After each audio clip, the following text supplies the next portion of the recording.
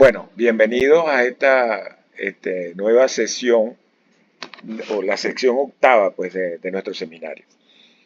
Bueno, la vez pasada trabajamos sobre el tema de la entreguerra, o sea, entre 1919 y 1940.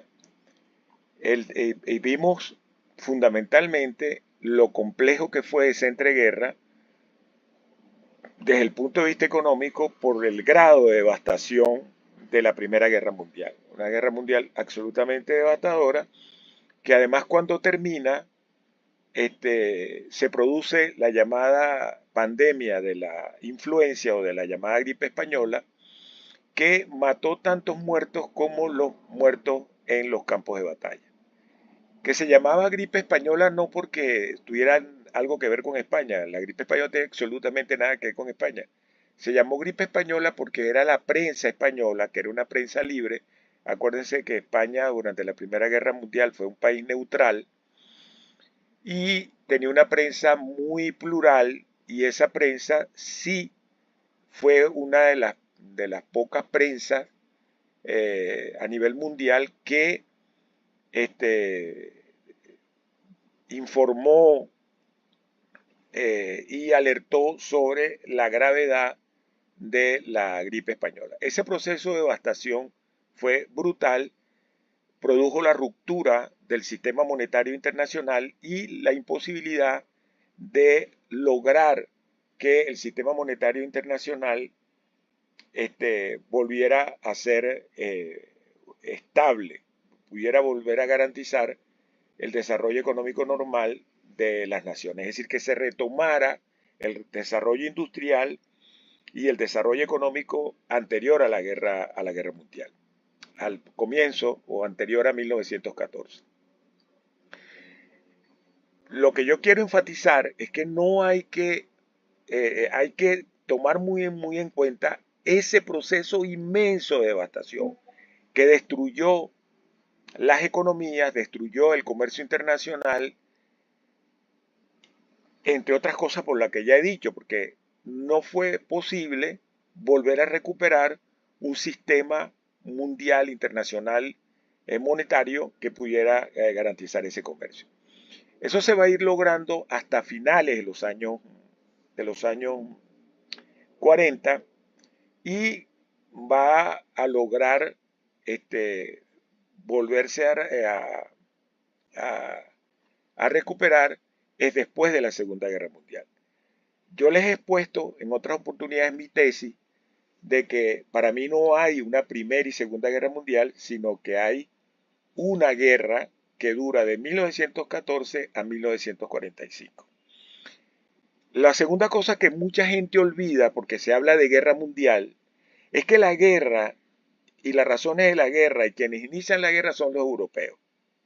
No importa si fue Alemania, Francia o Inglaterra, a mí lo que me importa en este particular es enfatizar que es una guerra europea. Y esto ustedes lo dirán que se inicia en Europa y cuyas causas son europeas. Y ustedes me dirán, bueno, ¿cuál es la insistencia mía en enfatizar esto? Bueno, porque eso tiene mucho que ver con lo que está pasando ahorita. Si ustedes van a reflexionar sobre cómo se está reconfigurando hoy el mundo, y cuáles son las posiciones que toman los Estados Unidos, el hecho de que estas guerras devastadoras, profundamente devastadoras, de millones y millones de muertos, de destrucción material, de destrucción de riqueza, de vidas humanas, que fueron absolutamente, que nosotros nos fijamos en la tragedia de del, del genocidio, del genocidio judío, que yo, por supuesto, enfatizo mucho también, pero que mm, fue inmensamente devastador la guerra. Entonces, la recuperación de la posguerra, la recuperación económica de la posguerra, todo el mundo la plantea con la conferencia mundial, la conferencia económica de Bretton Woods, que se produce, por supuesto, en un hotel de un pueblo de New Hampshire que se llama Bretton Woods en 1944. A esa conferencia asistieron un número muy limitado de países, dentro de los cuales asistieron a esa conferencia Venezuela a través de un gran embajador, hombre brillante, el embajador Pérez Guerrero, y un cubano. Los conocí a los dos, Felipe Pasos, que fue presidente del Banco Central de Cuba, que luego le tocó huir de Cuba y vivió en Venezuela muchos años y yo pude disfrutar de de horas de conversación con el doctor Paso, un hombre brillante. Y tengo digamos, no sé si privilegio, pero uno de mis primeros trabajos como economista fue sobre la conferencia de Bretton Woods. Y para esa conferencia yo entrevisté al doctor Pérez Guerrero y al doctor Paso. Lamentablemente ese trabajo se perdió. No sé qué se me hizo. Y como en aquella época no había internet ni había dónde ponerlo, pues por supuesto si se pierde físicamente, se pierde. Entonces, la conferencia de Bretton Woods es una conferencia en donde se plantea que ahí se produjo el reordenamiento del mundo. Ahora bien, el reordenamiento del mundo pasa por realidades. ¿Cuáles son las realidades? Europa vuelve a estar devastada. Europa no se ha recuperado de la Primera Guerra Mundial totalmente. Europa entra en la Primera Guerra Mundial, en la Segunda Guerra Mundial, con un nivel de destrucción y de falta de recuperación de la Primera Guerra Mundial muy elevado, ¿verdad? Ni siquiera Inglaterra. Y en un sistema mundial que está absolutamente desorganizado. Por supuesto, eso va a incrementarse en la Segunda Guerra Mundial. El único país que está, digamos, vamos a decirlo entero, es los Estados Unidos. Pero eso no quiere decir que Estados Unidos no esté exento de dificultades, por una razón muy simple. El mundo que se inaugura en el último tercio del siglo XIX en un capitalismo industrial ya asentado, necesita el conjunto del planeta, el conjunto del mundo, para poder evolucionar y desarrollarse. Es decir, Estados Unidos, que además ya estaba integrado a la economía mundial desde el siglo XIX, esa devastación de Europa lo iba a afectar independientemente de que su economía estuviese mejor que las otras economías por el hecho mismo de no haber sufrido los rigores de la guerra, la devastación de la guerra que sufrió Europa, ¿verdad? Porque sobre los Estados Unidos, los Estados Unidos no fue ningún teatro de batalla, no fue un teatro operacional de la Segunda Guerra Mundial. Entonces, Estados Unidos es lo más entero que hay, sale de la Segunda Guerra Mundial mejor parada que todas las demás potencias, pero eso no quiere decir que no haya dificultades, que no tenga dificultades. Ahora, hay un episodio poco relatado, que ustedes no se lo van a conseguir en ninguna parte, porque a veces se consigue como anécdota, que es la operación FIS, la llamada operación FIS. Una operación poco conocida, que fue una operación que inicia el gobierno británico en el 1939, cuando ya se intuía que se iba a producir la Segunda Guerra Mundial, o que ya se intuía que se iba a entrar en guerra. Acuérdense lo que yo les dije. El calificativo Primera y Segunda Guerra Mundial es posterior. Nadie dijo no vamos a la Primera Guerra Mundial. O dijo ahora entonces vamos a entrar en la Segunda Guerra Mundial. Esas son calificaciones que los historiadores dan posteriormente, ¿verdad? eh, eh, yo no puedo entrar en esa materia, pero es una materia bien compleja. Nadie quería, o sea, el mundo, en el caso de la Segunda Guerra Mundial, tanto en el caso de la Primera Guerra como la Segunda Guerra Mundial, la Primera Guerra Mundial se desarrolla como eso, como un evento catastrófico y que abarca todos los teatros operacionales del planeta de una manera que nadie deseaba. Y de igual manera va a ocurrir con la Segunda Guerra Mundial. O sea, nadie se planteó irse a matar por millones en campos de batalla. Pero ya en 1939 se intuía la posibilidad de que se volviera a ir a la guerra. Y Inglaterra inicia, porque esto es muy importante, porque esto es, si, digamos, yo puedo echar el cuento como se echa tradicionalmente y ustedes, por supuesto, lo van a entender igualito, pero lo van a entender mejor si escuchan lo que planteó esta operación FIS. Lo que planteó esta operación FIS en 1839 fue el traslado, escuchen bien, el traslado de toda la riqueza física de Inglaterra a Canadá. Eso sí, escucharon bien, el traslado de toda la riqueza de Inglaterra, toda la riqueza en moneda, ¿verdad? Y en papeles monetarios de Londres a Ottawa y Montreal a través del puerto de Halifax, en Canadá.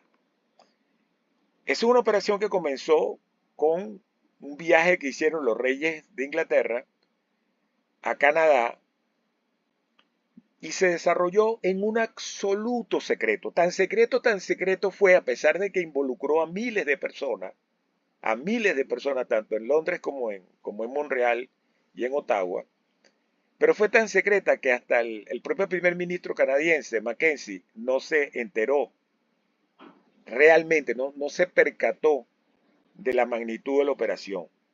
Ahora, fíjense ustedes lo secreto que fue la operación.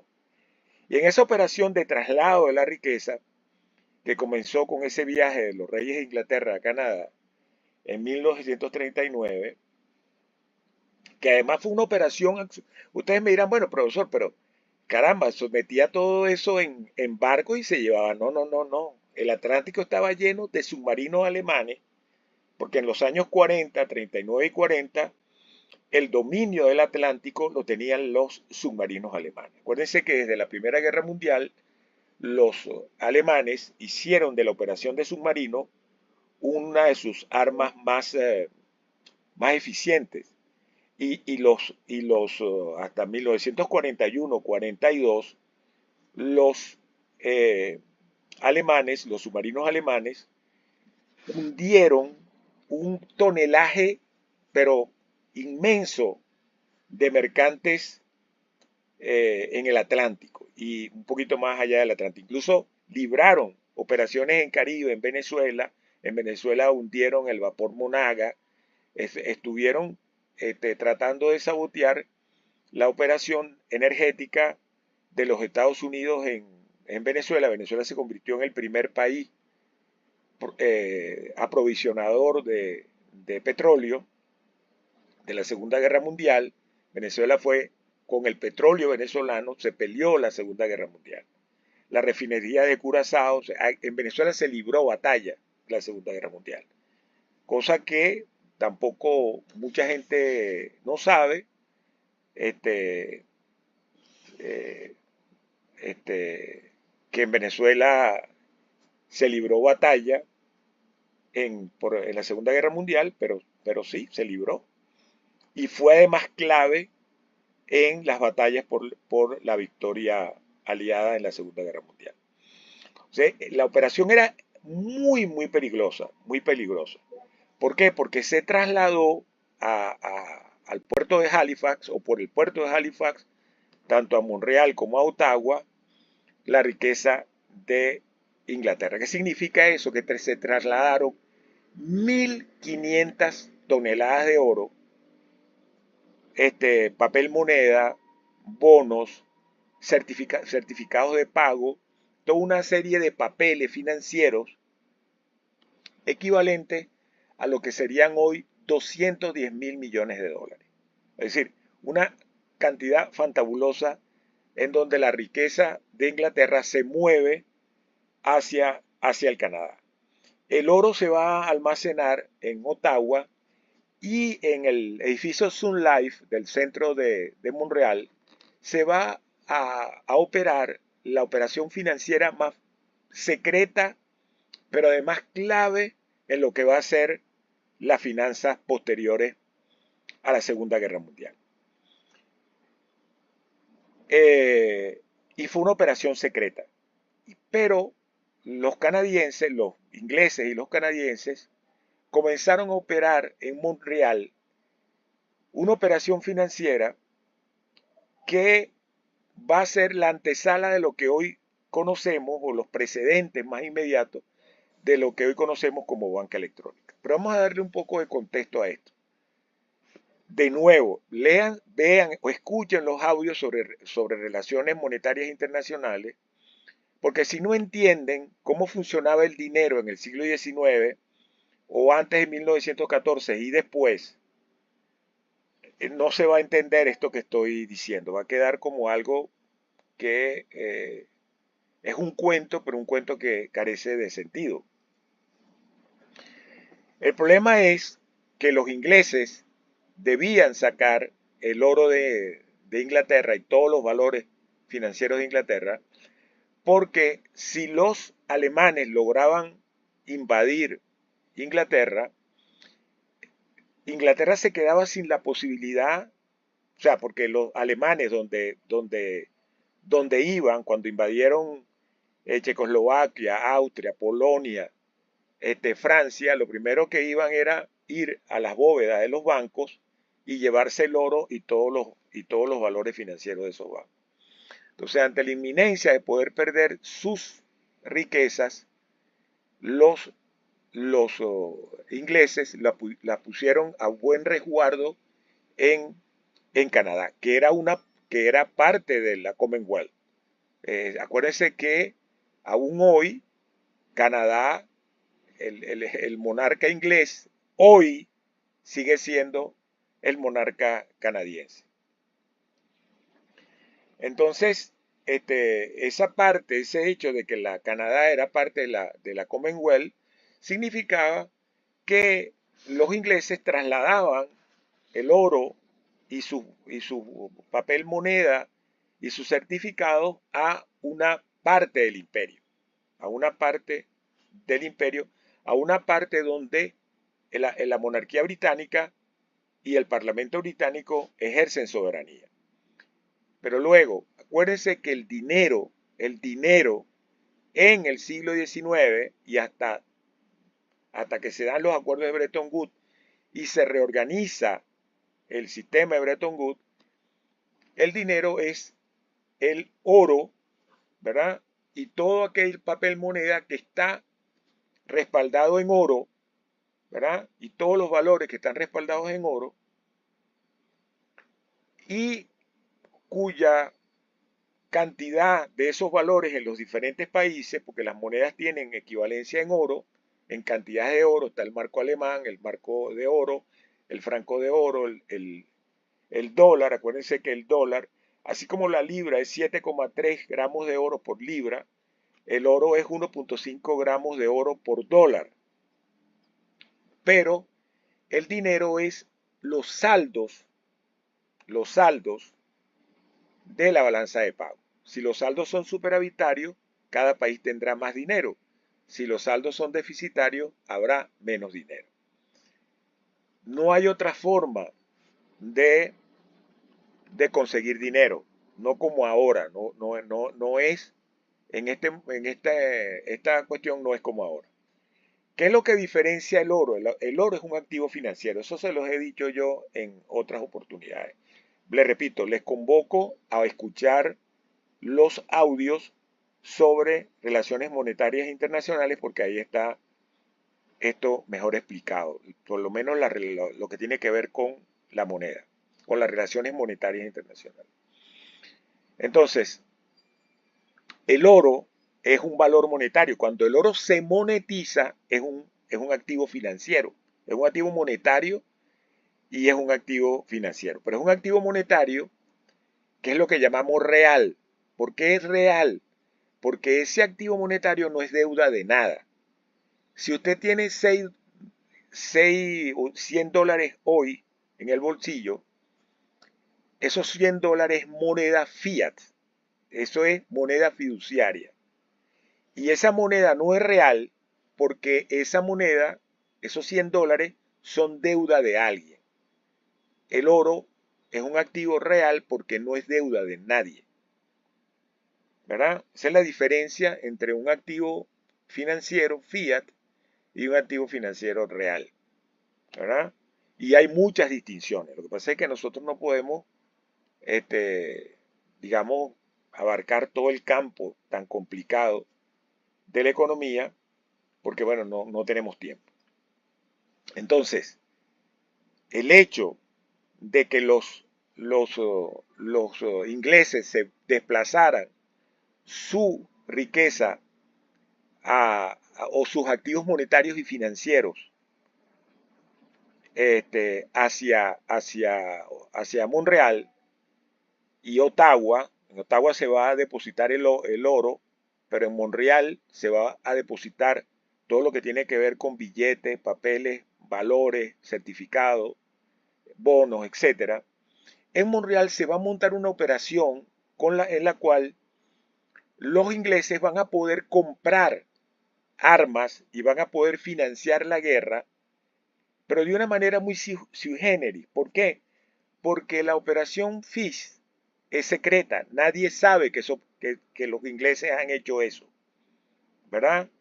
Tampoco hay posibilidades de comprar armas o comprar lo que sea en el mundo internacional si no hay traslado real de dinero o de oro, ¿verdad? Para comprar armas. De hecho, con quien se hace esa operación, esa triangulación se hace en Londres, Montreal, Nueva York. Los Estados Unidos no pueden vender armas si no es en efectivo, si no hay pago, ¿verdad?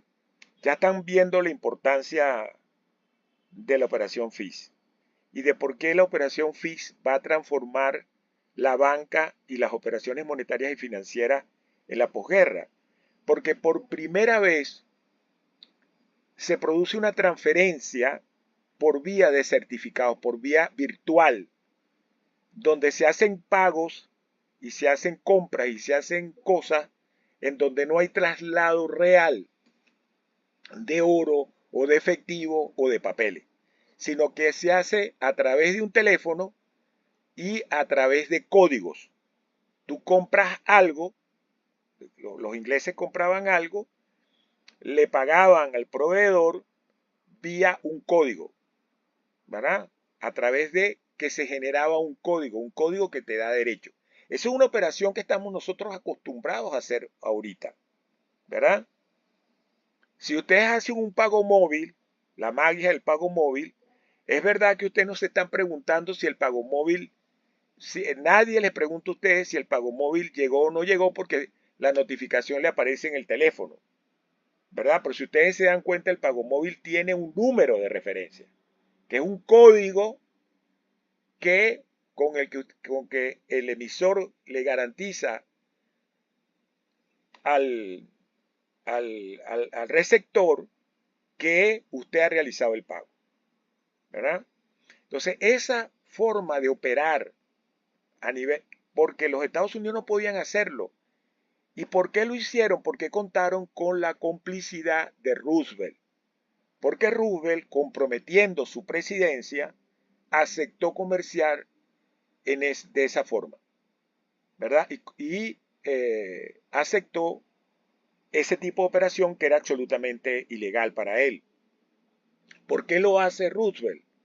Porque Roosevelt sabe que Europa no puede caer en manos de Alemania y porque Inglaterra no puede ser derrotada y porque Inglaterra no puede eh, dejar de tener recursos, los recursos necesarios para operar financieramente en la guerra, porque la guerra es dinero. Acuérdense, por ejemplo, yo les dije la otra vez que las deudas de la Primera Guerra Mundial se pagaron en el siglo XXI.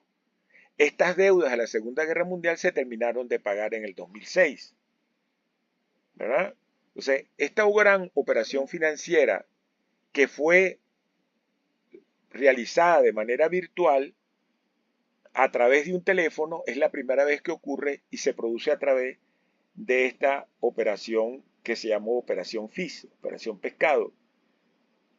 Ustedes preguntarán, no me están preguntando, pero seguro que les pica la curiosidad, bueno, ¿qué pasó con eso una vez que terminó la Segunda Guerra Mundial? Bueno, una vez que terminó la Segunda Guerra Mundial y Alemania se rindió, pues los ingleses trasladaron todo su dinero otra vez de vuelta a Inglaterra.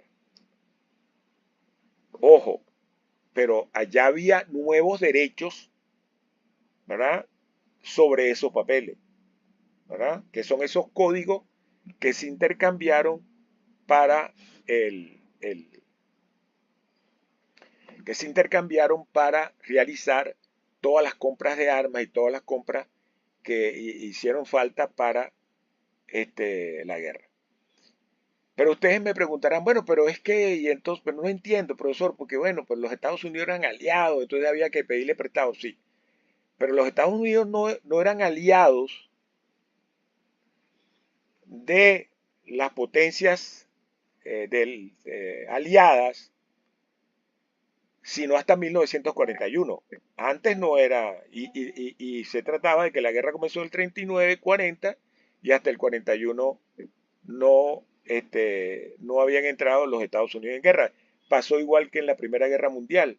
Los Estados Unidos, la guerra comienza en 1914, pero los Estados Unidos no entran como aliados de Francia e Inglaterra, sino hasta 1917. Mientras tanto, todo lo que compraran esas potencias tenía que comprarla en efectivo o a crédito y eran deudas de los Estados Unidos.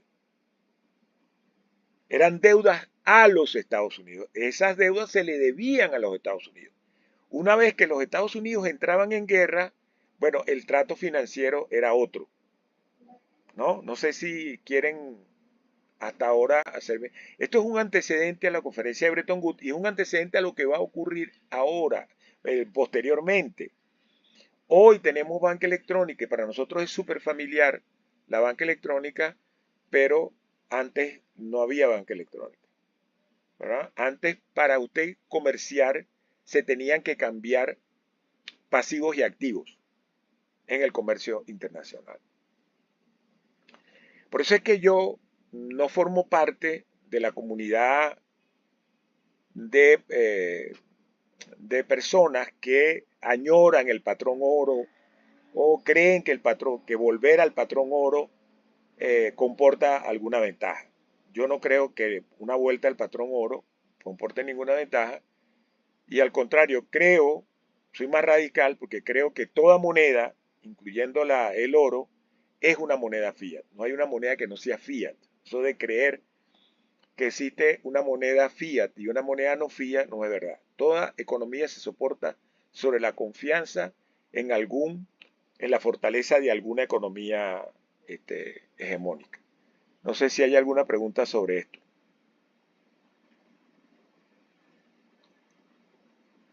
¿Todo esto quedó claro?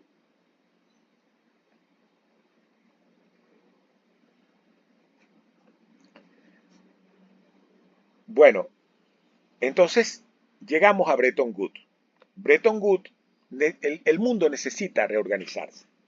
¿Por qué el mundo necesita reorganizarse? Necesita reorganizarse porque el mundo, aún en la entreguerra, entre 1929 y 1919 y 1939, el mundo sigue metido en un caos gigantesco de hiperinflación, de interrupción del comercio, de que no hay una moneda, no hay un sistema monetario internacional confiable que le permita al mundo desarrollarse. Eso ya lo vimos en la sesión pasada. Y el mundo necesita dotarse de algún tipo de orden, no solamente un orden monetario, sino de un orden que permita la recuperación del desarrollo industrial y del desarrollo comercial y el desarrollo de las naciones, el desarrollo interno de las naciones y el desarrollo del comercio internacional a nivel global. Para eso se da la conferencia de Bretton Woods. Se da en 1914 porque ya se intuye que Alemania va a perder la guerra.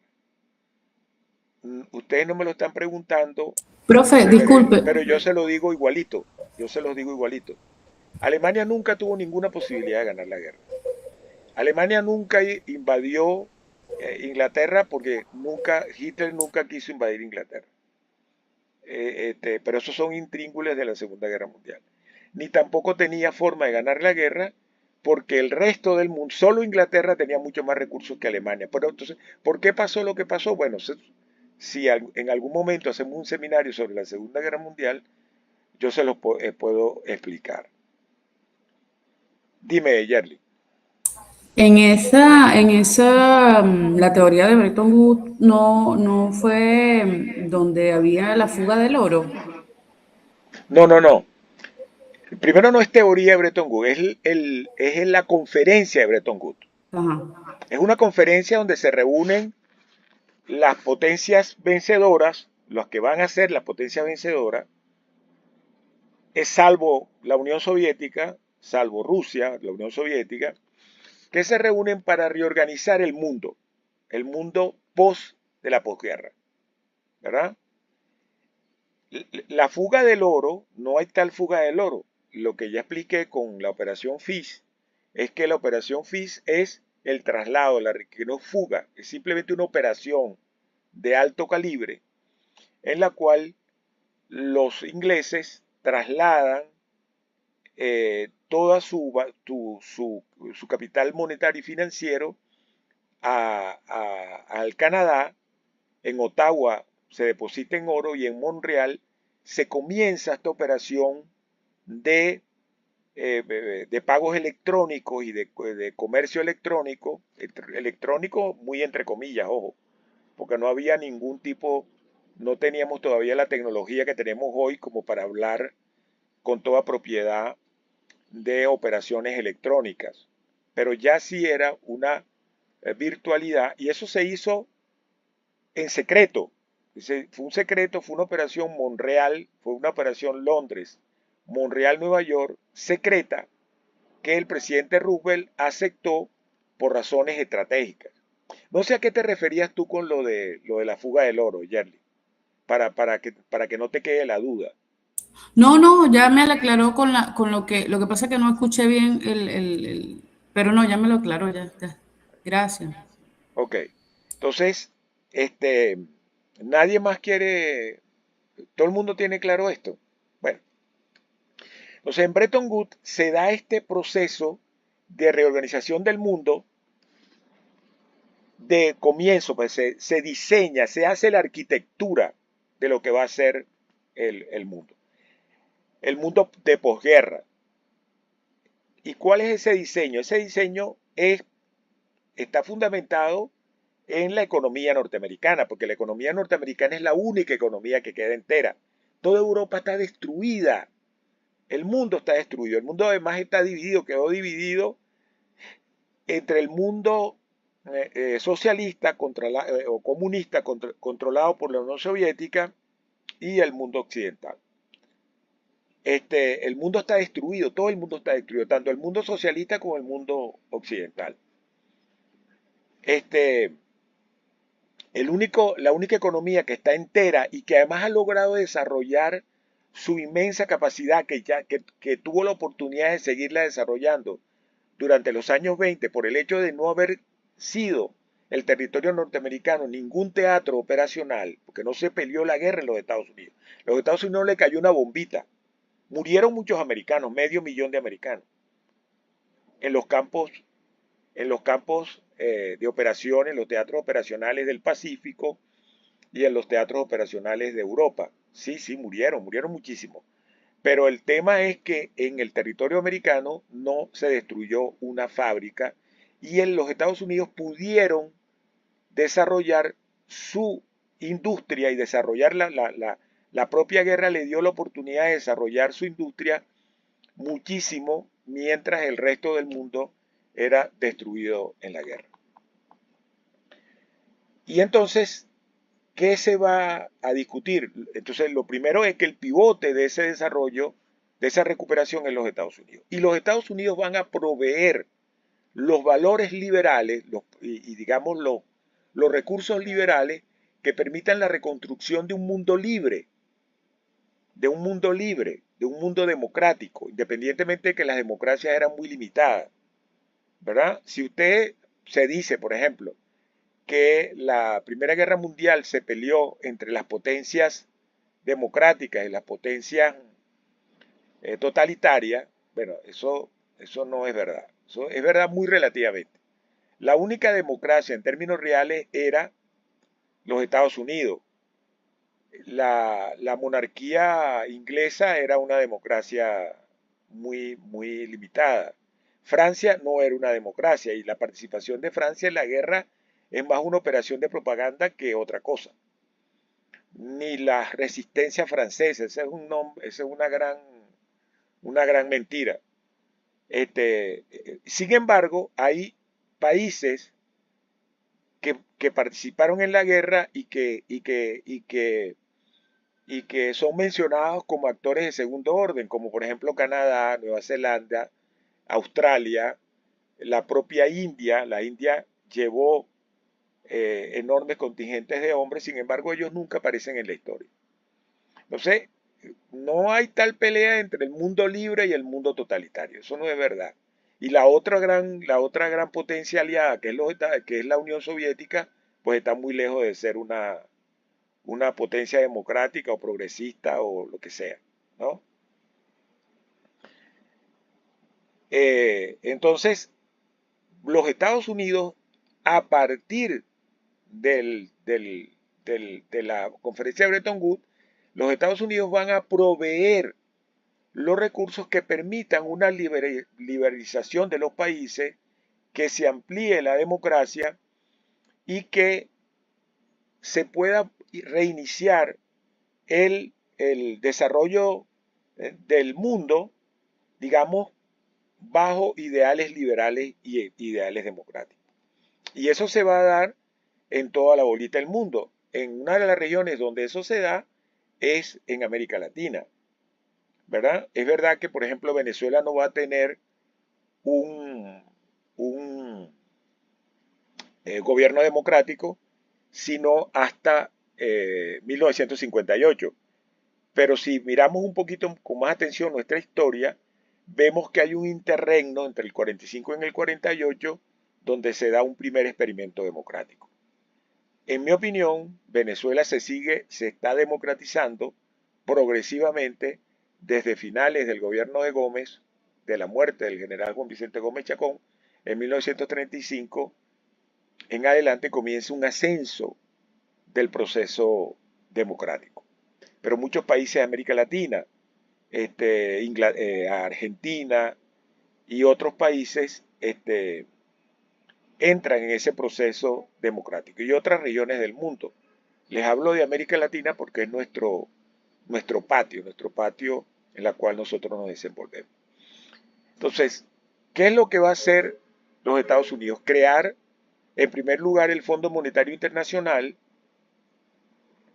como un mecanismo que permita lidiar con los problemas de balanza de pago y con los problemas de financiamiento de balanza de pago.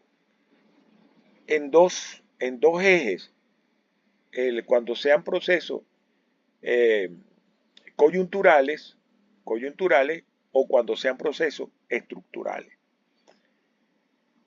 Luego, crear el Banco Mundial como un banco de desarrollo, como un banco de financiamiento de grandes obras de desarrollo, ¿verdad? Y crear el Acuerdo General de Libre Comercio, porque primero se pensó en crear algo que se va a crear muchas décadas posterior, que es la Organización Mundial de Comercio.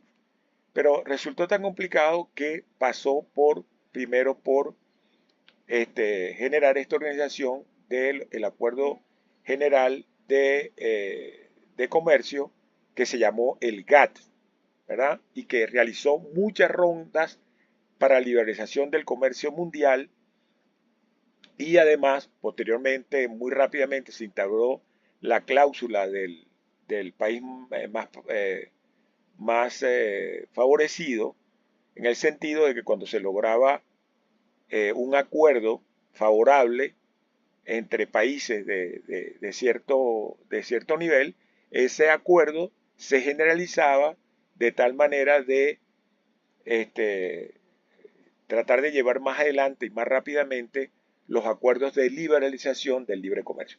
La idea del GATT era tratar de quitar, tratar de eliminar las mayores barreras al comercio, tanto las barreras aduaneras, ¿verdad? Como las barreras no aduaneras, las barreras cuantitativas, las barreras pararancelarias que interrumpían el libre comercio. Ese fue el acuerdo, eso fue la labor del GATT, por lo menos hasta 1999, que creo que o 95, 96, por ahí que se forma la Organización Mundial de Comercio, que todavía sigue el trabajo para la liberalización. Ahora, el gran acuerdo de Bretton Woods es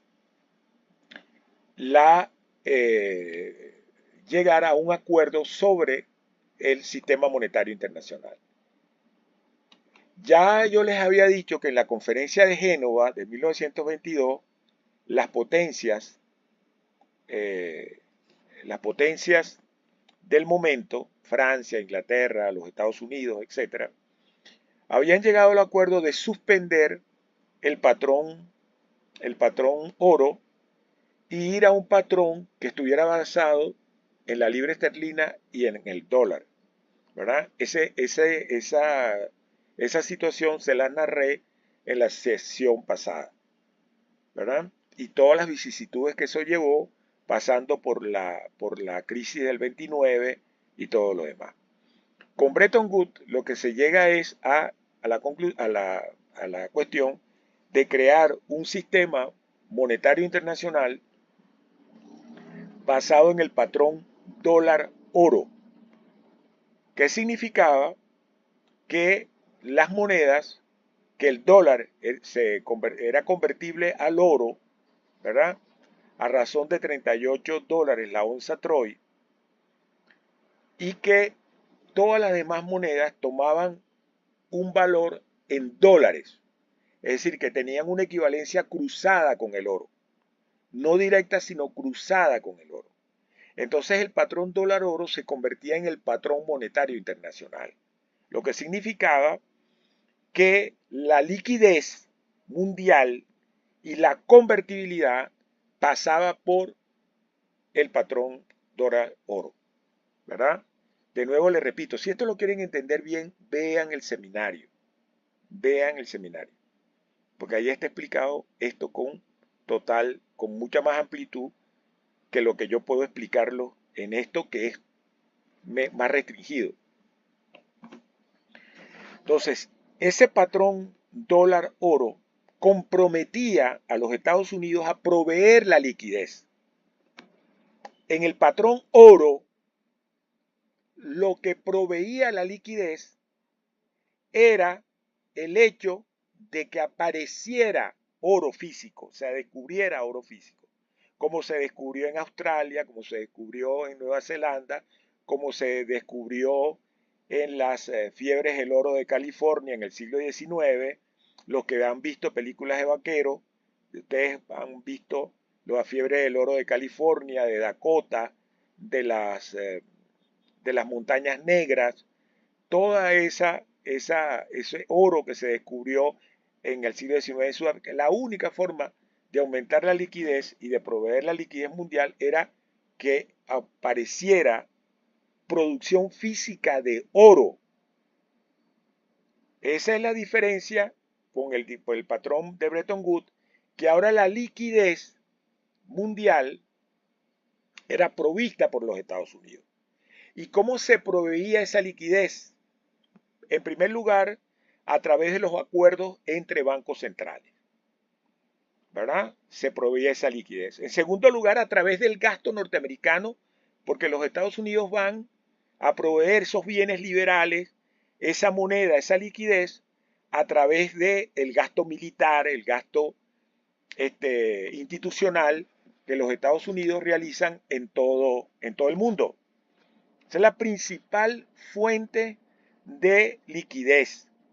Luego va a ser la balanza comercial, la balanza deficitaria de los Estados Unidos, ¿verdad? La balanza deficitaria. Bueno, más los préstamos, más toda una serie de operaciones, de préstamos, de inversión, de capital que va a proveer esa liquidez para un mundo que está destruido y que necesita esa liquidez para reconstruir su industria y para echar hacia adelante su industria, ¿verdad? Por supuesto, eso no fue, una vez terminada la guerra mundial, se pasa a ejecutar estos acuerdos. El Fondo Monetario Internacional va a haber diferencias allí entre la posición norteamericana y la posición de el gran economista, el gran gurú de la economía de la época, que va a ser Sir George Maynard Keynes, pero se va a imponer la visión norteamericana de Harry Dexter White, ¿verdad? Que es un funcionario, el segundo de la Cancillería norteamericana.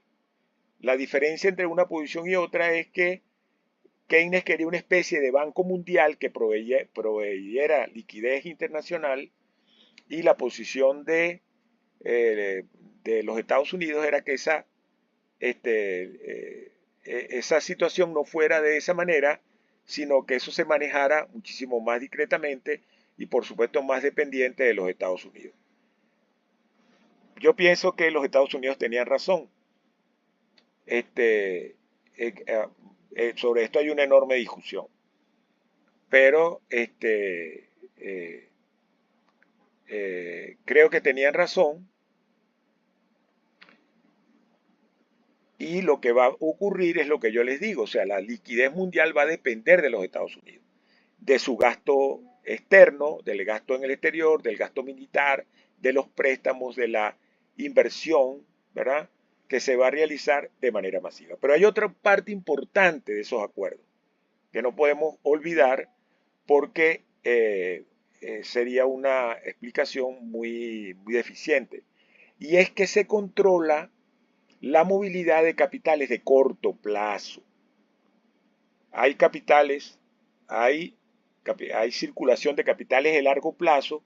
Los capitales de largo plazo son capitales que son los capitales que provee la inversión. Cuando los inversionistas van a un mercado, un inversionista norteamericano, un inversionista alemán invierte en una nación, esa inversión es a largo plazo. ¿Por qué? Porque eso es una inversión que se convierte en máquinas, se convierte en fábrica, se convierte en bienes que no se pueden sacar de improviso.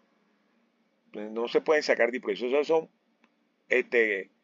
capital de largo plazo.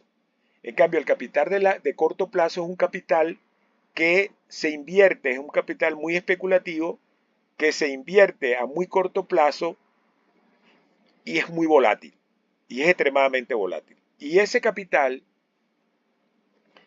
y eso es muy problemático, causa muchos problemas. Y ese fue otro de los grandes problemas del siglo XIX, porque el patrón oro no permitía el control de los capitales de largo ni de corto plazo. Al contrario, había absoluta libertad en el movimiento de capitales de largo y corto plazo. Por supuesto, eso funcionó muy bien, como yo les expliqué, o como ustedes pueden ver en los audios sobre la historia de las relaciones monetarias internacionales, pero llegó un momento en que los capitales de corto plazo se convirtieron en un gran problema, porque son capitales que son muy sensibles a el arbitraje y son muy sensibles a los cambios de la tasa de interés. Son muy sensibles al arbitraje porque son muy sensibles a la tasa de interés, a los cambios en la tasa de interés. Entonces, como esa situación en el pasado había causado problemas, el sistema de Bretton Woods, lo que va a surgir como el sistema de Bretton Woods, como lo que se va a llamar el sistema de Bretton Woods, que va a llegar más o menos hasta comienzo de los años 70, se va a limitar el control, se va a limitar la circulación de capitales de corto plazo, de capitales de corto plazo. Y esto es muy importante porque lo que va a buscar es a la estabilidad del sistema. Va a buscar la estabilidad del sistema. Ahora, ¿cuáles son los objetivos? ¿Qué se pretende con estos cambios? En primer lugar, volver a un tipo de cambio fijo. En el patrón oro, el tipo de cambio era fijo, ¿verdad? El tipo de cambio era fijo. El tipo de cambio de la libra con el oro, del franco con el oro, del marco con el oro, del dólar con el oro era fijo. Y no había forma de cambiarlo, más allá de una banda muy estrecha entre en que podía moverse esa tasa de cambio. Pero era sacrosanto la tasa de cambio. No podía cambiarse la tasa de cambio. La tasa de cambio de los países. El patrón oro era un patrón de cambio fijo. Fijo además a nivel casi absoluto. ¿Por qué? Porque lo que valía, el valor principal del mundo liberal era garantizar el valor nominal de los contratos y la propiedad. ¿Verdad? El valor nominal de los contratos. Entonces, con el patrón monetario dólar-oro de Bretton Woods, lo que se quería era volver a un tipo de cambio fijo, que permitiera la reactivación del comercio mundial, pero que además permitiera, porque para que haya comercio mundial las naciones tienen que producir, tienen que reconstruir su economía. Entonces el patrón fijo de cambio implicaba que los países podían reconstruir su economía. Y aquí viene otro cambio importante. Mientras que en el patrón oro, los intereses de las economías nacionales no estaban contemplados, no eran una prioridad de la economía, ¿verdad? La prioridad de la economía era el comercio mundial y conservar el tipo de cambio, el valor de los contratos, y la propiedad, no los intereses nacionales. Con el patrón dólar-oro, entonces lo que se va a garantizar es el tipo de cambio fijo, pero también que se consideren los intereses nacionales.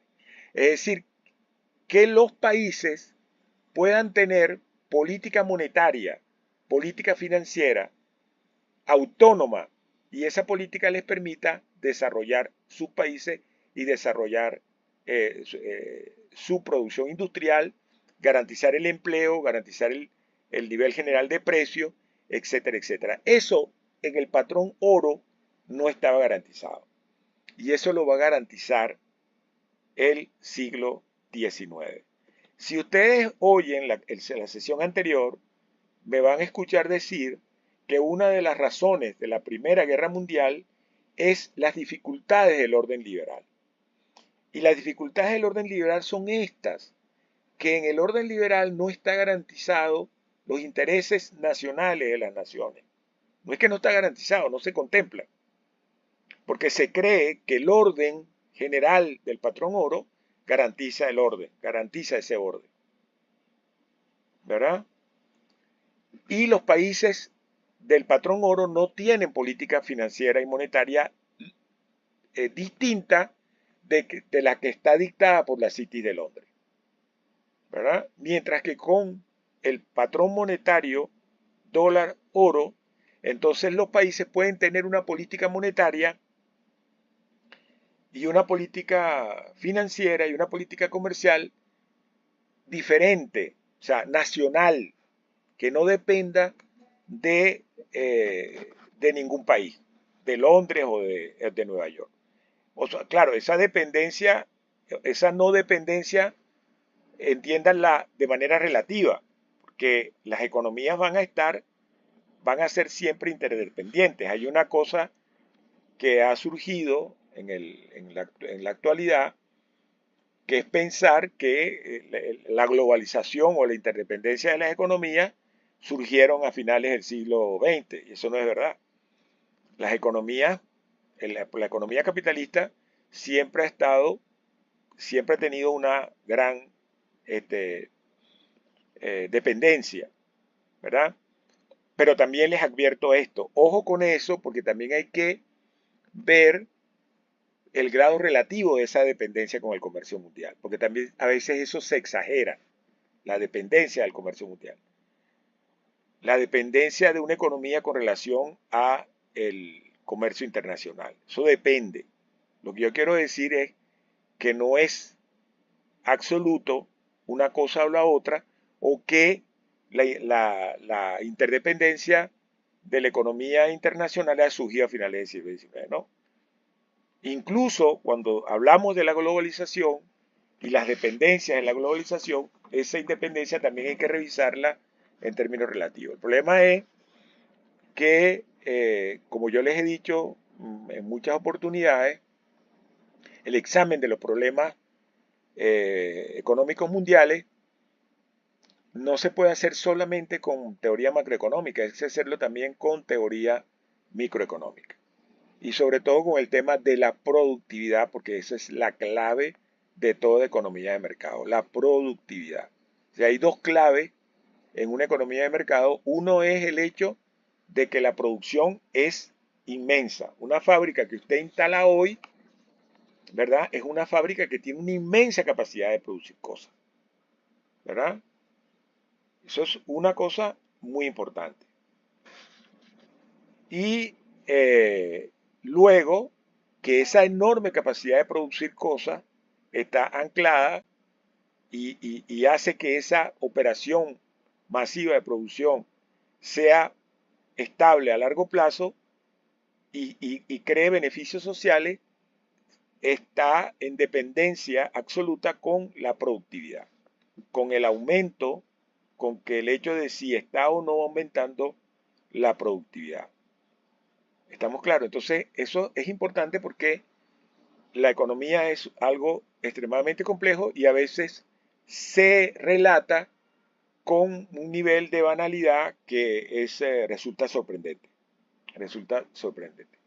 Entonces, este sistema de Bretton Woods pretende, primero, dotar al mundo de un nivel, de un sistema de cambio fijo, de nuevo, que pueda regir al mundo, que pueda regir, que pueda orientar la producción, la retoma de la producción industrial, la retoma del comercio internacional, a la vez que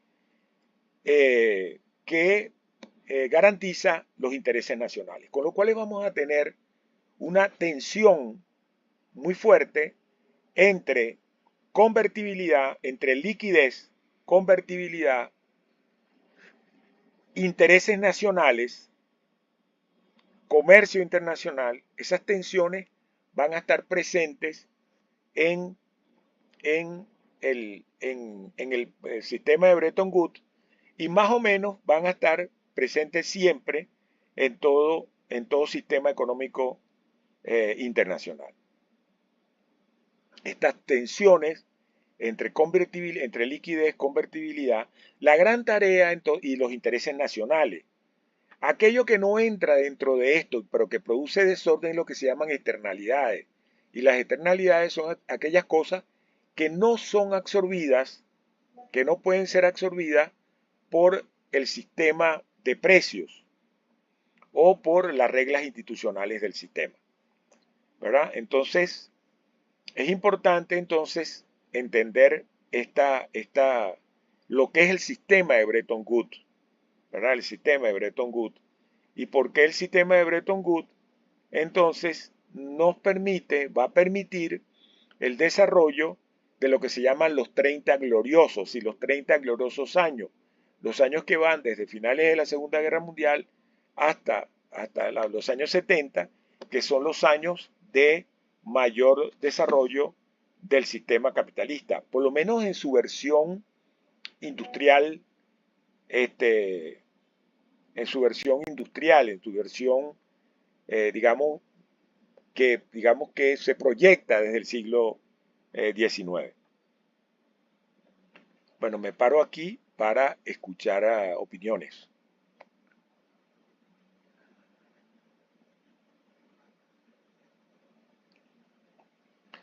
Bueno, si no hay opiniones, entonces, bueno, nos veremos el miércoles que viene. Yo como siempre estoy grabando y les mando la grabación de esta sesión. Solamente bueno, profe, los americanos a partir de Bretton Woods establecen pues todo este nuevo sistema basado en, obviamente, que las compras de petróleo tenían que ser en dólares y ellos, bueno, obviamente ese es un aspecto importante para la dominación de los Estados Unidos sobre el mundo, ¿no?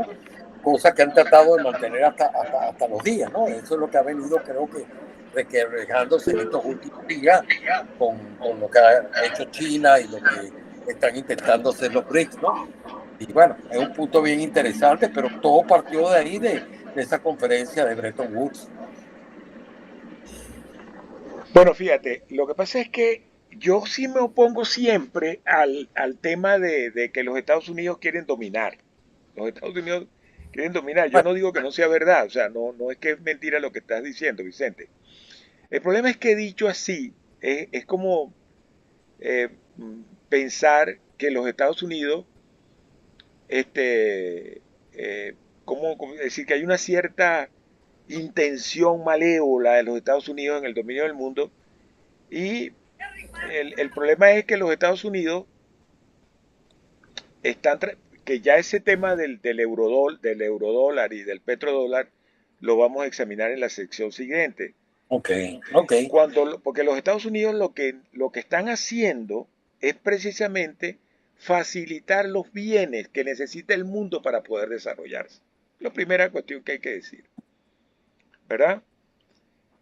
Y que cuando se da la ruptura de Bretton Woods, no es solo por culpa de los Estados Unidos, es porque también las potencias europeas y otros comienzan a conspirar y a especular contra el dólar.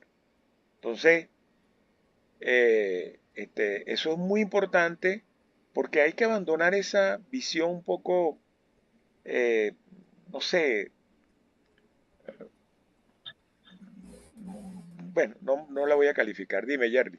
Conspirativa. Ah, exacto, conspirativa. Sí, Exacto. conspirativa. Profe, más allá de lo que usted explicó y que adicionó el compañero Vicente, yo quería preguntar en cuanto a al ciclo de terminación o si ha terminado esa teoría de Bretton Woods, porque como dice Vicente, es lo que está actualmente en el tapete con lo que ha pasado o la economía moderna o el capitalismo, todo eso, ¿no? O sea, como que continúa ese mecanismo, por decirlo así, ¿o no?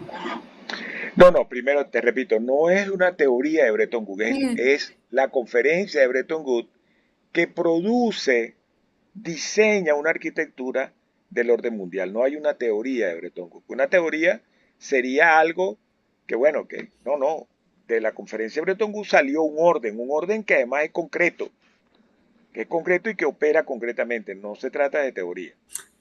Dentro de ese orden sí operan teoría, porque ese orden de Bretton Woods, ¿verdad? Fue operado durante mucho tiempo por las teorías de Keynes, por Es que ejemplo. me fui para mi pregrado, ¿sabe? Entonces, Exacto, porque fue operado por las teorías keynesianas, ¿verdad? correcto. No tanto en los Estados Unidos. Los Estados Unidos no fueron tan keynesianos, pero, por ejemplo, no hay que olvidar que el presidente Dwight Eisenhower, en su presidencia, le tocó hacer un plan industrial tipo socialista, sin serlo, sin ser Eisenhower, que es un presidente conservador. O sea, es un presidente conservador de la posguerra, el presidente Eisenhower, el general Dwight Eisenhower, el responsable del ejército norteamericano en Europa, el responsable del día D, de la operación Overlord, el responsable general extraordinario. Sin embargo, siendo él un hombre conservador, le toca aplicar cosas que no estaban en su ideario político o en su ideario económico, si es que lo tenía. Entonces, este mundo sí tiene teoría, sí opera con teoría, pero no es la teoría de Bretton Woods. La Bretton Woods es un orden, es una arquitectura, es una estructura de funcionamiento institucional de ese orden que va a durar más o menos hasta los años 70. Eso no es, hoy no funciona el orden de Bretton Woods, que es tu pregunta concreta, ¿no? Hoy no opera el orden de Bretton Woods. Eso lo vamos a ver en sesiones posteriores.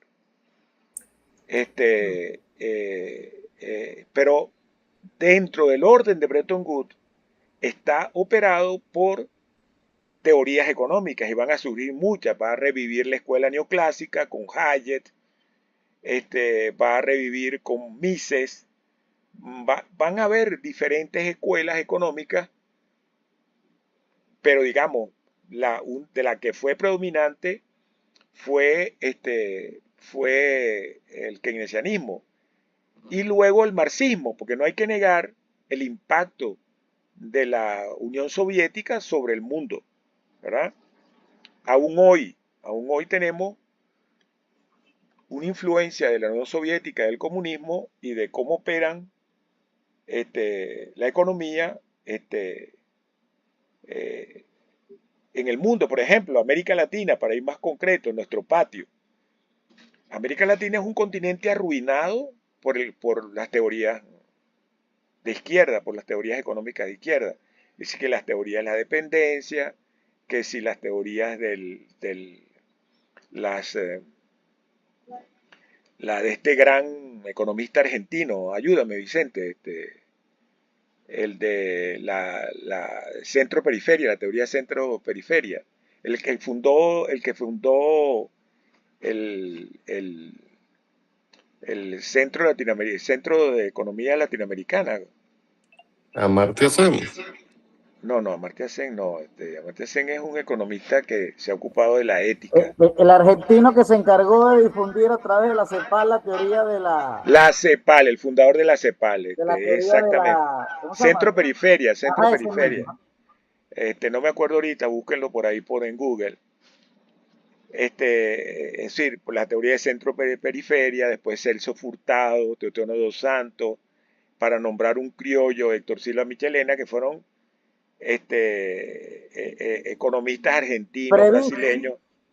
Raúl Previs. Raúl Previs. Entonces, esos economistas fueron los que fueron arruinando el mundo latinoamericano. Yo les puedo decir, y ustedes me van a decir que yo soy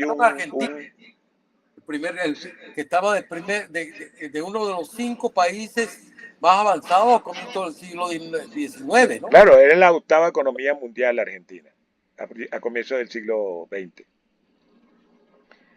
Entonces, yo les decía a mis estudiantes en los años 90 que América Latina, que era el continente mejor preparado para acceder al desarrollo, porque tenía una población altamente urbanizada, tenía unos coeficientes de población universitario estrambóticos. Venezuela tenía en los años 60 una población universitaria casi igual que la de Japón y el número de ingenieros, no digamos la Argentina, o sea, países que tenían una población urbanizada, alfabetizada. Perdón, profe, Chile era San Mateo. Rural. Exacto, rural, exacto. Pero había muchos países de América Latina con grandes ventajas para acceder al desarrollo. ¿Y quiénes fueron, digamos, la segunda generación de países que en los años 60 saltaron al desarrollo industrial? Bueno, países con peores dotaciones que las venezolanas, que las latinoamericanas. En tanto población alfabetizada, urbanizada, con experiencia en el trabajo industrial. Bueno, los países asiáticos, ¿verdad?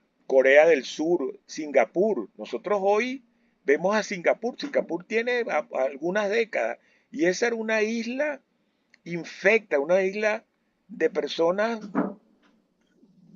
realmente peor preparadas que los latinoamericanos.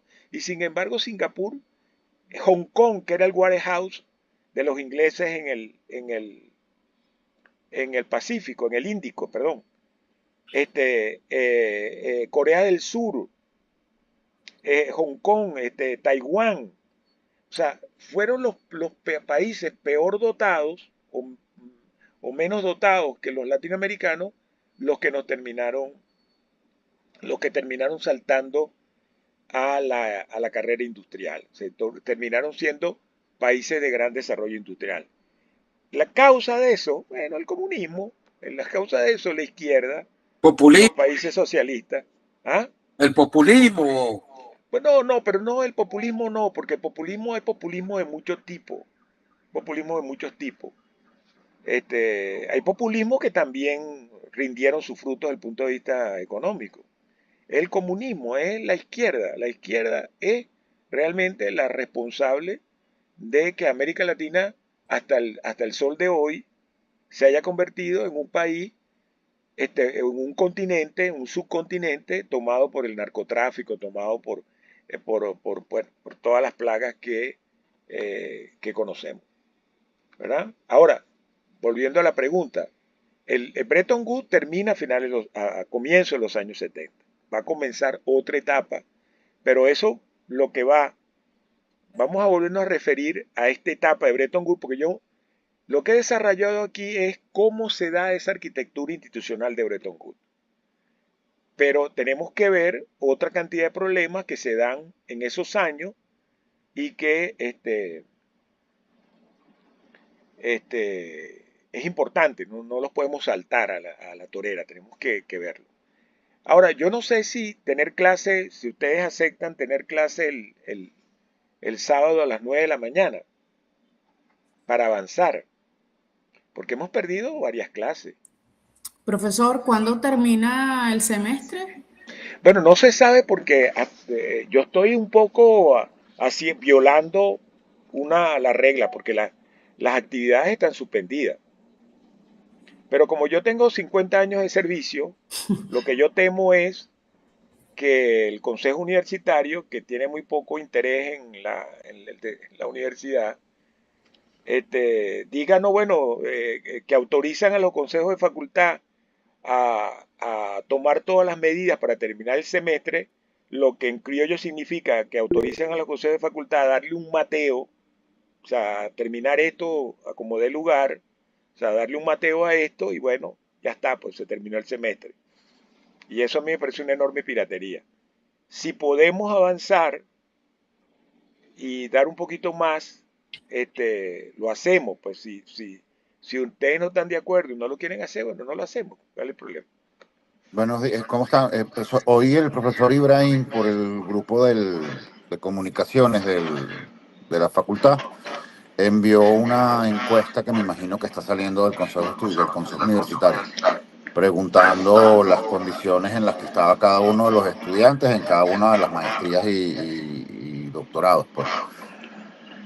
Preguntando básicamente si la gente tenía acceso a cómo te encontrabas, si tenías acceso a equipos para comunicarte, mantenerte online y bueno, si deseabas que se mantuviera la sesión o no, pues.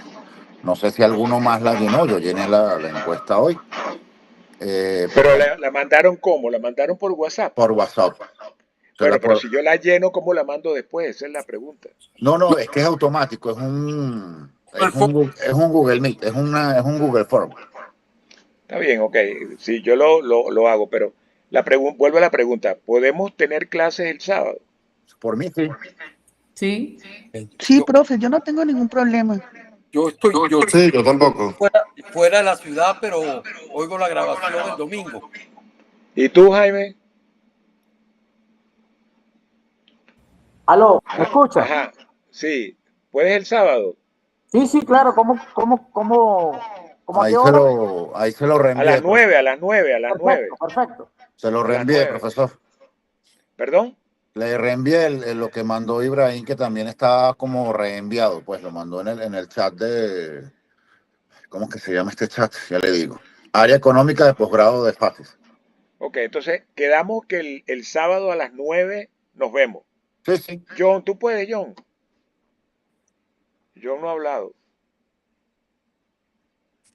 Sí, profesor, Pues, sí. Yo acabo de confirmar que sí podía. ok. Entonces nos vemos el sábado a las 9. Vale, profe, Ok, buenísimo. profesor. Dale, pues. Sí, Abrazo. perfecto. Chao. Bye, Bueno, bye. Perfecto. Muchas chévere, gracias. Bueno, gracias. hasta Feliz día. luego. Feliz Chao, día, compañero. compañero.